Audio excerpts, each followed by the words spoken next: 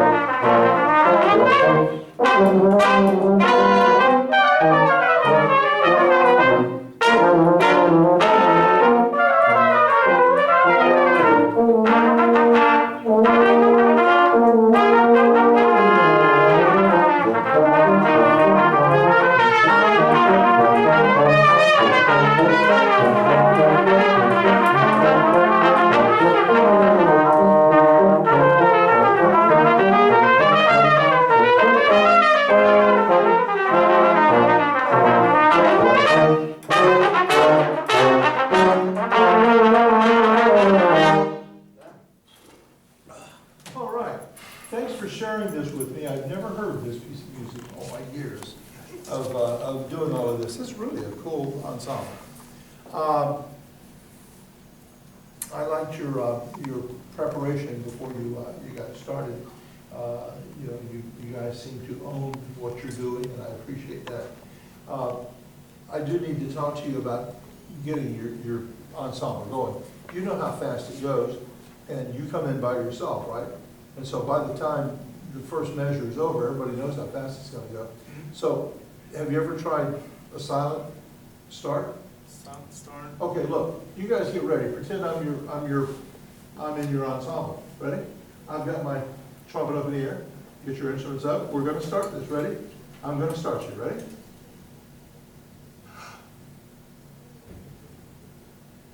That was it.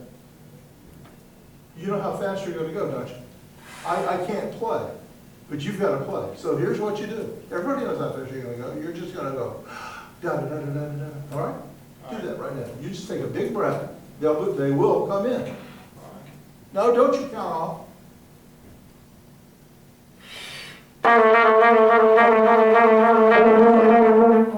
That's more professional. That's what you want to do. That's a silent count off. You guys have practiced this before. You know how it goes. You know, and it's not like you have to, kick off the tempo with 25 people. Everybody in this group is cool. You're with it. Because, you know, your opening statement, the only thing that I would like to hear more in the opening statement is when you come in, I know it's one of those, and then you go immediately to soft, but when you make that, when you hit that A flat, measure 4, and you come in with it, I want to feel it the way I did each of the other parts as they came in, right? Even though you don't get to go da-da-da-da-da-da-da, although I'd love to have heard you do it there, but, okay, you understand what I'm saying? Let me hear that note. And then, you know, you guys are off and rolling. Throughout the piece, I'd like more trombone most of the time anyway. The only other thing that I'd like to talk about is there, at the beginning, when you started your CBCB and then you did it, they were exactly alike, and they should be, all right? But then when you guys got farther along and second trumpet started to learn and did the bit, and then the first trumpet took over and did your bit, you know, with the moving 16th notes. Yep. And in those places, you guys didn't sound enough alike, okay? And if I were to pick, what I would recommend is I would recommend that you listen and match his tone quality and do that so that your sound sounds like his sound. Have you ever heard like the Empire Brass or the Dallas Brass and those little quintets? Have you ever heard any of those? When they're playing things like the William Tell Overture, and it goes from trumpet to trumpet, and you can't tell which one's playing. That's what you need to work for. So you're both doing the technical work, but I want you to make certain that you're playing the same style and same tone quality. And you're playing different instruments, and that's part of the problem. You've got this really cool cornet, and you've got this really cool trumpet, and they don't sound alike to start off with. And so you have to work to make them sound alike, okay? And so work toward that. I heard dynamic contrast. I'd love to hear more. Accompaniment. Be careful when you're playing staccatos. There's a lot of places you have do, da, do, that kind of thing. What most people do, and you did occasionally, but not all the time, is you accent staccatos. You don't ever accent staccato unless it's one of those, okay? Or one of those, okay? But if you've just got a staccato like you do in so many of these things here, you've got all the time, you know, that you're playing the staccato. The style of those were very good. But then when you get to a place where you go do, da, it should be the long note has the feeling. You guys are going da, da, da, da. You got to get away from that. Changes the style a little bit, and it's going to feel different when you play it like that the first time, but musically it's going to be more correct. And you guys do so many things well. I do love the way it just, you know, the 16th notes pass from person to person relatively smoothly.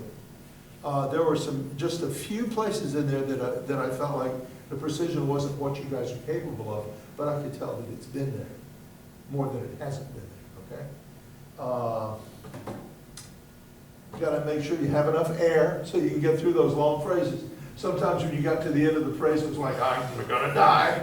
And you gotta, I don't have to tell you that. And so what you gotta do is know that when you were a kid growing up, your body said take a breath of air, and your body took a breath of air. But as a musician, you go, nope, I'm not breathing yet, I've got enough air left. We always have more air left in our bodies than we think we do.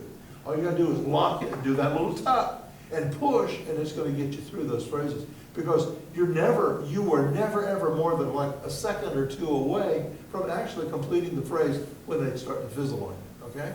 So get that breath going, and don't believe your body, okay? Your body wants air, but no, I'm not giving it to you until I give it to you, all right? And I love your sound, I love what you did. Thank you for your music. Thank you. Cool.